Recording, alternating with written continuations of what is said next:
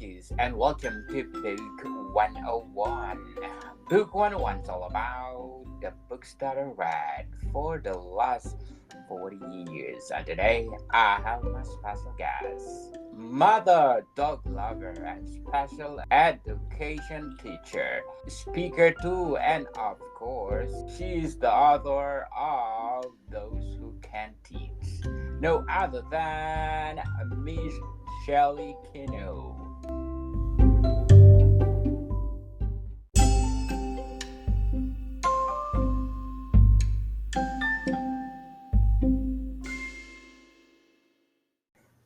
Thank you for having me.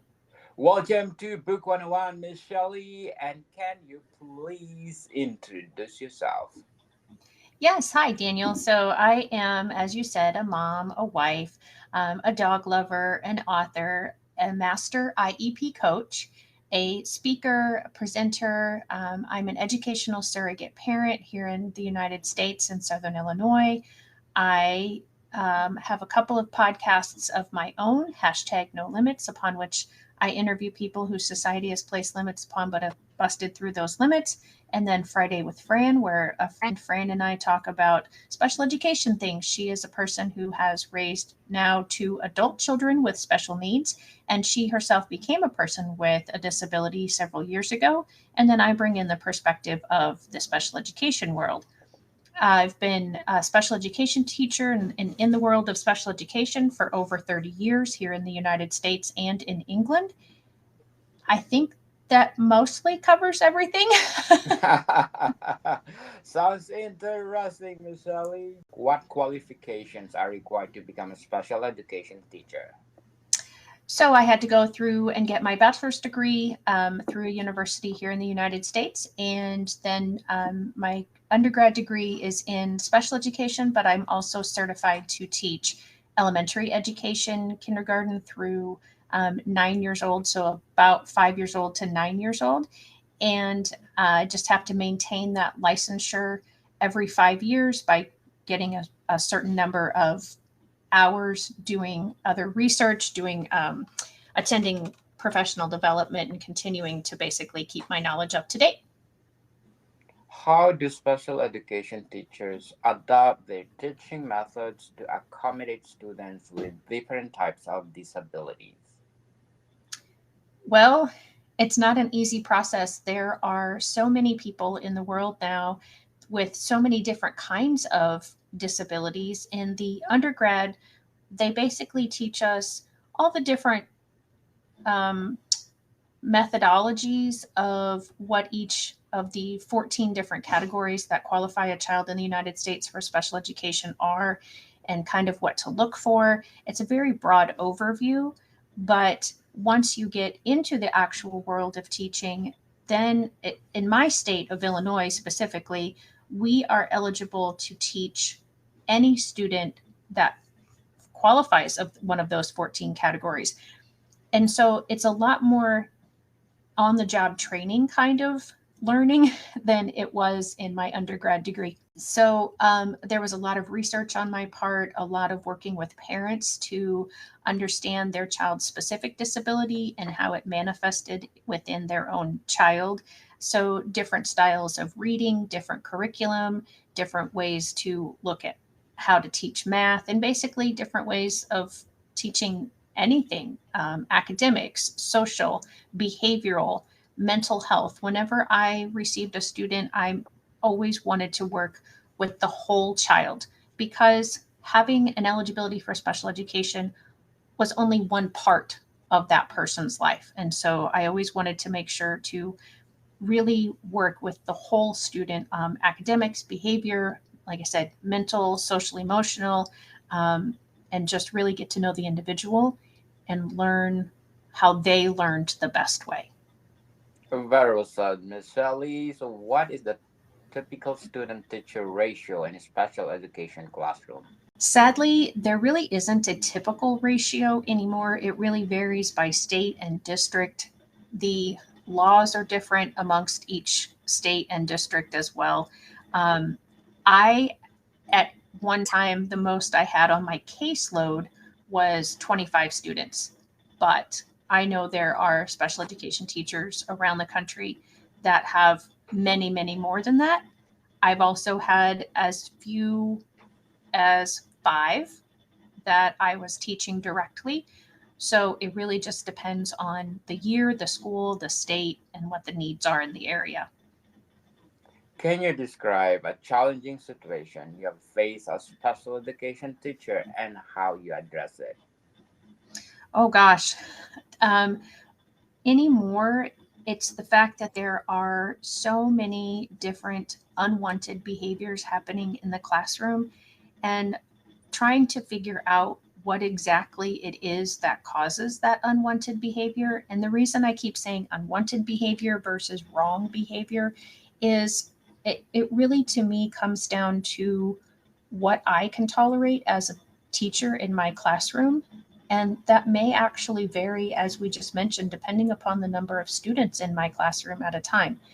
If I have a classroom of only 4 or 5 students, maybe it's not so bad that they're all up and walking around and doing different things because we have the space to do that and they're not interrupting the other students. But if I had 25 or 30 or 35 or more, I couldn't have all 30 or 35 of them walking around the room at the same time.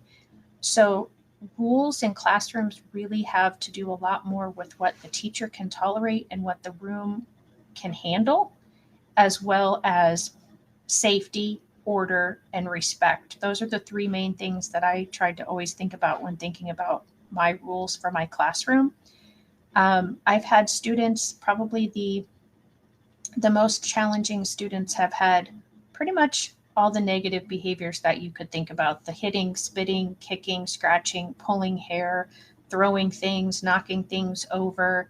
And I'm talking about just one student doing these things. And I've had classrooms where I've had multiple students that are having those kinds of behaviors, not working, refusing to get started, cursing at me, and trying to figure out the best way, again, as I mentioned before, to learn that student and learn what works for that student, and truly individualizing their education to reach them the best way that I possibly could. I've got some great stories, great success stories.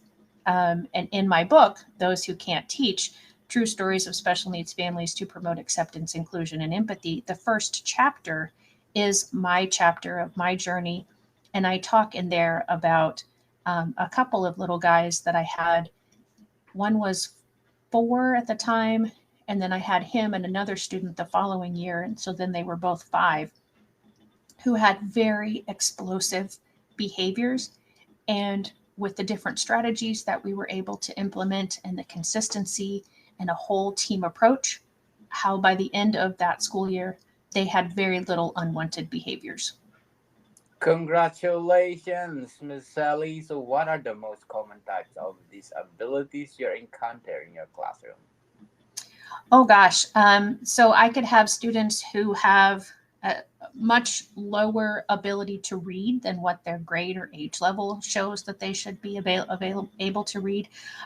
Behavior wise, having those, like I said, those big unwanted behaviors. Um, Math deficits, again, many grade levels below what their age or their grade level would be representative to. Um, and that's pretty typical. Um, Here in the United States, at least, anybody who is shown to have a deficit area through a whole litany of assessments. It's not just that they're not performing well in class, it's that they truly have to go through an evaluation process and it be determined by a team of people, educators and parents alike, that determine is there an actual learning disability or autism or ADHD, attention deficit hyperactivity disorder, for anyone who may not know what those letters stand for.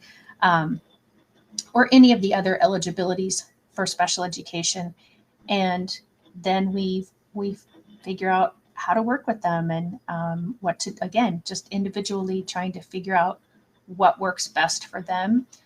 They could need just a few minutes every day, or they could need hours and hours every day. But again, here it's determined by a team of people. Parents are equally included in that determination, and then you just go with whatever their needs are. Very well said, Miss Shelley. But before we go on, I want to shout out to the people listening in British Columbia because I got 97% audience share.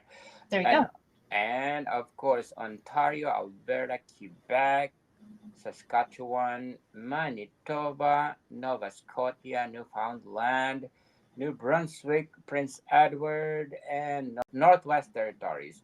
Thank you, Canada, for supporting this podcast because this podcast is created to empower writers all over the world like Miss Shelley Kenow. Miss Shelley, let's talk about your latest academic book, Those Who Can't Teach.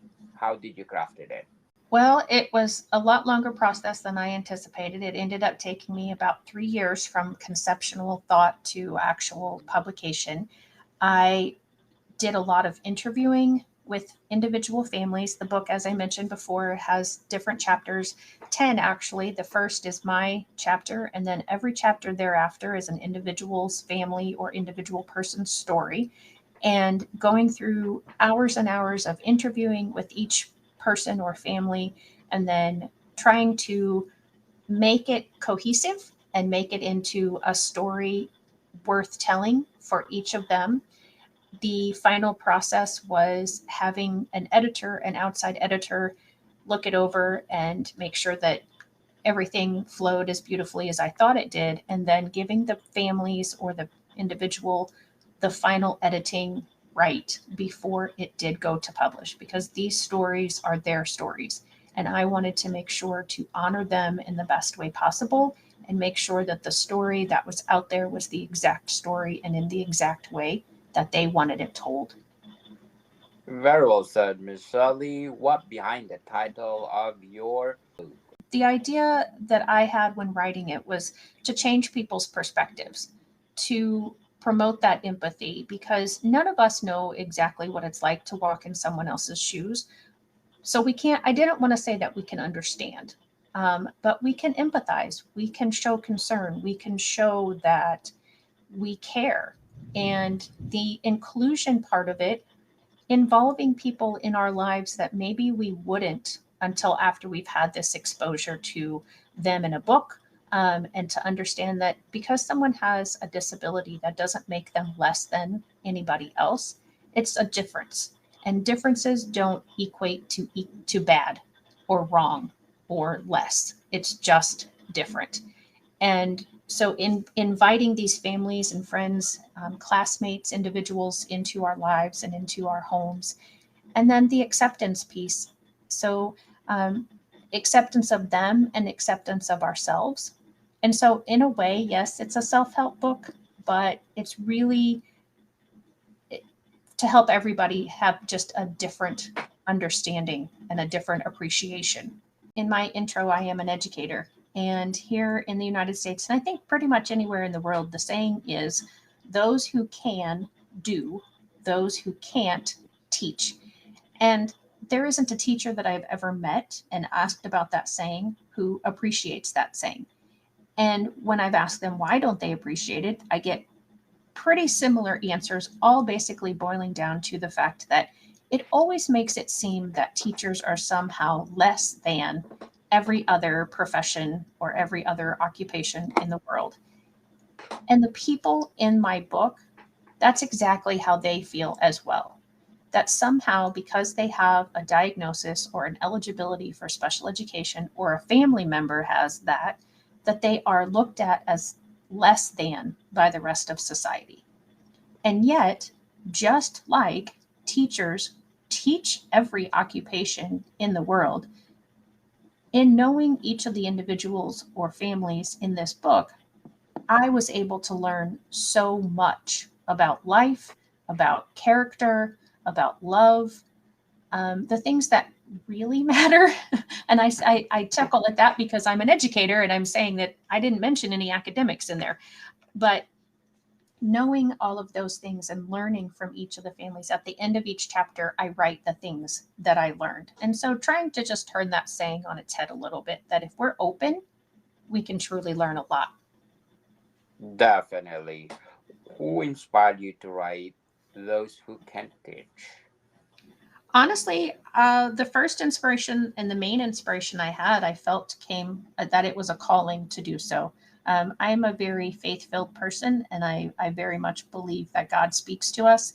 And I felt as though He was telling me to write this book because I had the great privilege of knowing all of these families and so many others, and felt that their stories deserved to be told.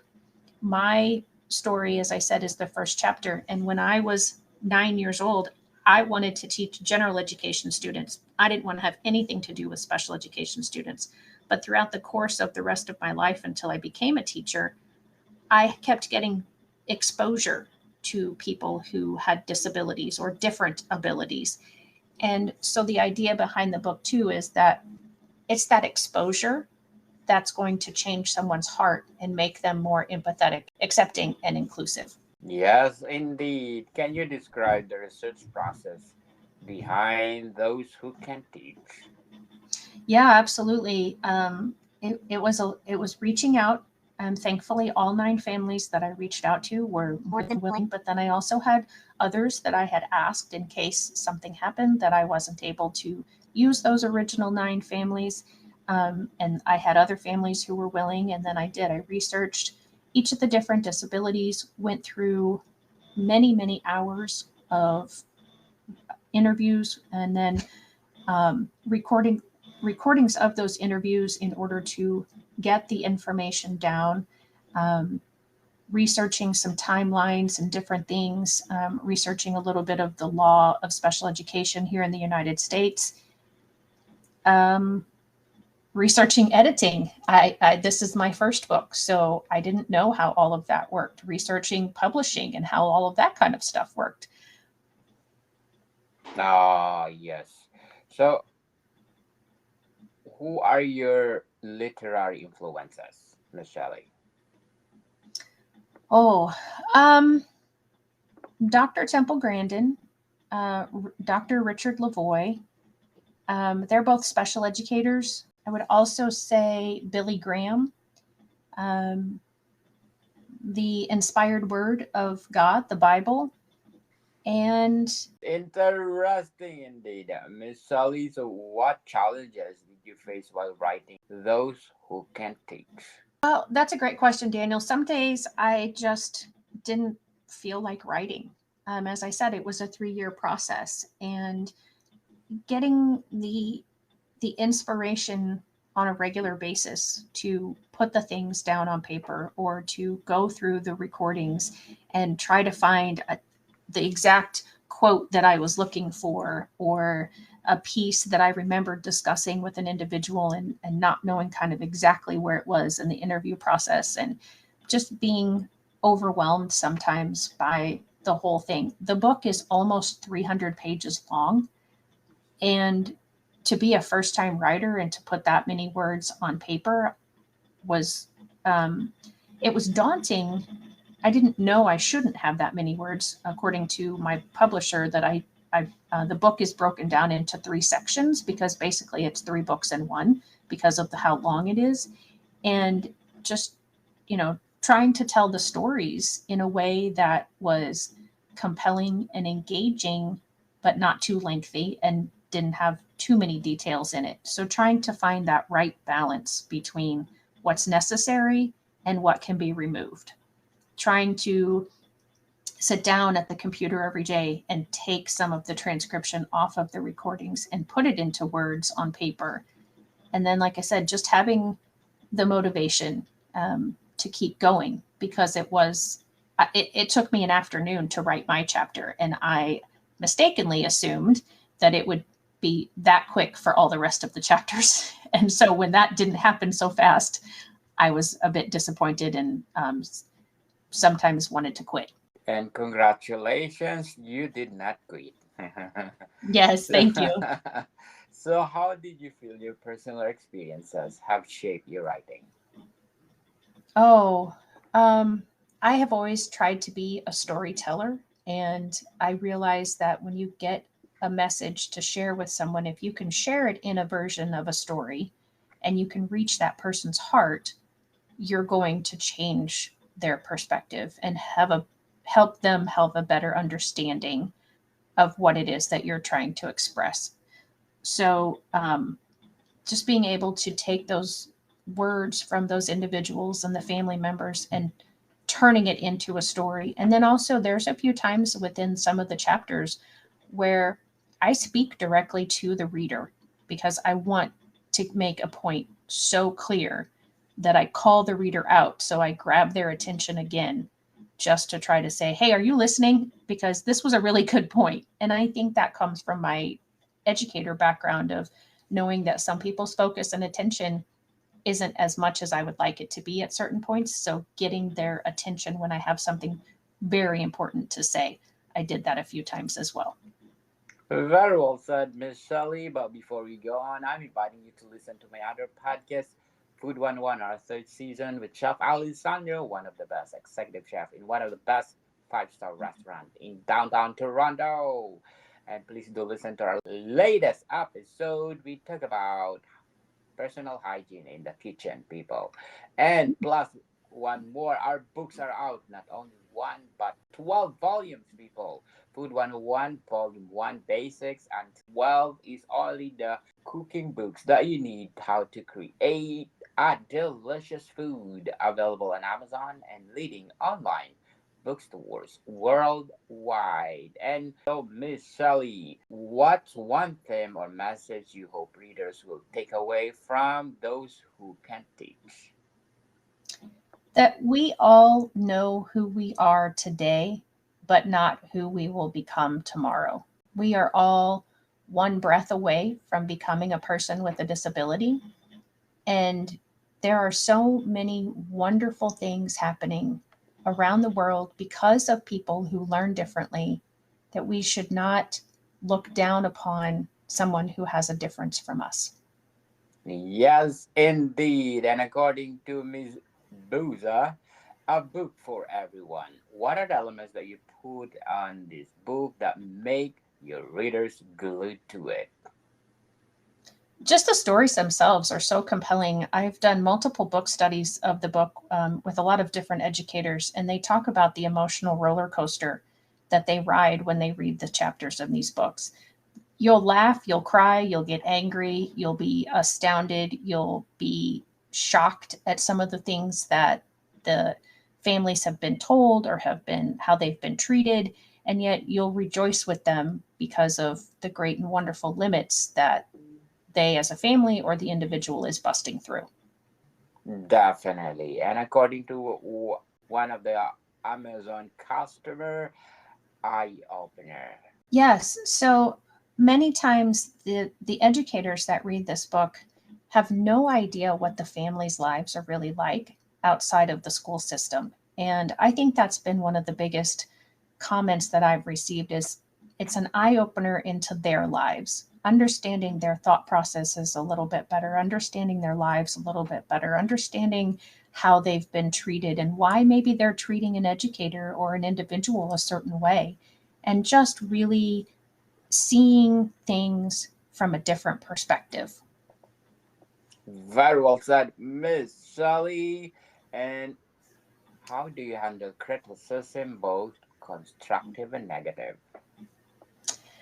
Well, the negative I obviously don't like, but I try to read it and see if there's a way that I can implement it. Now, obviously, with a book, I'm not going to go back and change a whole book because someone has, a insight that they don't like about it. But within my own personal life as a speaker, specifically, if someone tells me that they didn't appreciate the way that I said something or that I introduced something or that I've said something completely wrong, I will try to take that and look at that and see, is there truth in it that I can then adjust what I'm doing and try to improve myself. That's always what I'm aiming for, is constant improvement, because I know who I am now, but I don't know who I'm going to be next week or next year or 10 years from now. So I'm always trying to get better.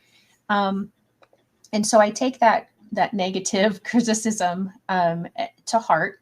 And of course, I'm so humbled by all the positive criticisms and critiques of my book and of my work, because I don't believe that it's truly coming from me. I do believe that it truly is the Lord speaking through me and using me. And hopefully people see that and want to have what I have and want to, and I appreciate that they recognize it when they give me those positive feedback. Do you have any advice for aspiring writers out there? Don't give up. I just heard a statistic recently that 83% of people in the United States say they have a book within them, but only 1% actually put that book out there. Do it. Even if two people ever are the only ones to read it, then that's two people that you've inspired or you've entertained or whatever the purpose of your book is. Don't give up. Keep at it, little bit at a time, progress over perfection. Yes, people, stop procrastinating. Go for it.